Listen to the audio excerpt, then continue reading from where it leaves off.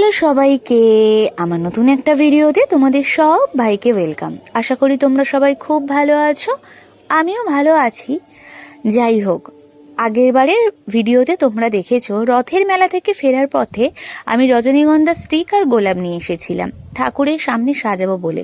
এই যে ফুলদানিটা দেখছো, এটা গৃহপ্রবেশের দিনকে ফুলি মাসি, যিনি হচ্ছে দীপেদের বাড়িতে প্রত্যেক দিন আমাদের সবাইকে সুন্দর সুন্দর রান্না করে খাওয়ায়, উনি এই গিফটটা দিয়েছিলেন। গিফটটা আমার এত পছন্দ হয়েছে, ভাবলাম এই সুন্দর গিফটটা আমি একটা ভালো কাজে লাগাই।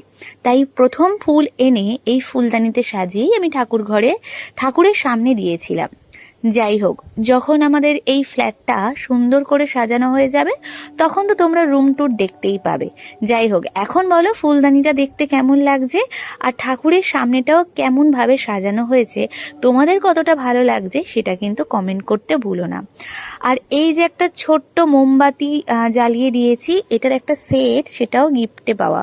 আমি মোটামুটি চেষ্টা করেছি গিফট থেকে যে যে জিনিসগুলোকে সুন্দরভাবে কাজে লাগানো যায় সেগুলোকেই আমি সঙ্গে সঙ্গে কাজে লাগিয়েছি। সুন্দরভাবে ঠাকুরকে একটু প্রদীপ আর ধূপ দেখানোর পরে ভাবলাম দীপকে একটু চা করে দিই, কারণ মেলাতে অনেকক্ষণ ঘুরে আসার পরে সেভাবে আমাদের তখন আর চা খাওয়া হয়নি, এতটাই ভিড় ছিল বলে মেলাতে। যাই হোক, সঙ্গে সঙ্গে ইন্ডাকশানে চা বসিয়ে দিলাম। আর এই যে ইন্ডাকশানটাতে আমি চা করছি, এটা আমার দিদি জামাইবাবু দিয়েছে, বেশ সুন্দর, খুব কাজের একটা জিনিস। যাই হোক, দীপের জন্য একটু চা করলাম। আগে দীপ লিকার চা খেত না খুব একটা, সবসময় দুধ চা খেত, কিন্তু এখন বাড়ির সবাই লিকার চাই খায়। যাই হোক, তোমরা কারা কারা চা লাভার তারাও একটু কমেন্ট করে দিও। আমি খুব তাড়াতাড়ি একটা লিকার চা বানিয়ে দুজনে ভাবলাম কিছুক্ষণ ফ্ল্যাটে সময় কাটিয়ে গল্প করে নিজেদের মনের কথা শেয়ার করে আবার বাড়িতে ফিরে যাব।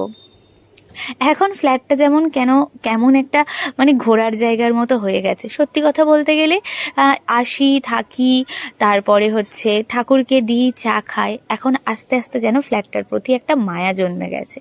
যাই হোক, তোমাদের ভিডিওগুলো কেমন লাগছে জানিও, নেক্সট ভিডিওর জন্য অপেক্ষা করো।